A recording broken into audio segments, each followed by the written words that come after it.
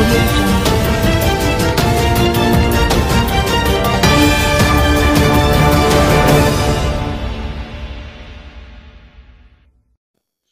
जलसंपदा व आपत्ती व्यवस्थापन मंत्री गिरीश महाजन यांनी घेतलं विठ्ठल रुक्मिणींचं दर्शन। विठ्ठल रुक्मिणी मंदिर संवर्धन कामाची गिरीश महाजन यांनी पाहणी केलेली आहे। यावेळी राज्याचे जलसंपदा मंत्री माननीय गिरीश महाजन यांनी सहकुटुंब विठ्ठल रुक्मिणी मातेचे दर्शन घेतले। यावेळेला समितीच्या वतीनं त्यांचा ज्ञानेश्वर महाराज जळगावकर व शकुंतला नडगिरे यांच्या हस्ते शाल श्रीफळ देऊन सत्कार करण्यात आलेला आहे। यावेळेला मंदिर समितीच्या वतीनं त्यांना शुभेच्छा देण्यात आल्या। मंदिर समितीची कामाची यावेळेला त्यांनी पाहणी करून या पाहणीच्या बाबत समाधान व्यक्त केलेलं आहे। यावेळेला त्यांच्यासोबत आमदार समाधान अवघडे, माजी आमदार प्रशांत परिचारक व सोलापूरचे शहर आयुक्त राजकुमार, उपविभागीय अधिकारी सचिन इतापे, उपविभागीय अधिकारी अर्जुन भोसले, जलसंपदा अधीक्षक अभियंता खांडेकर, तहसीलदार सचिन मुळी, कार्यकारी अभियंता सोमशेखर हरसुरे, आपत्ती व्यवस्थापन अधिकारी शक्तिसागर ढोले यांच्यासह मान्यवर उपस्थित होते। या वेळेला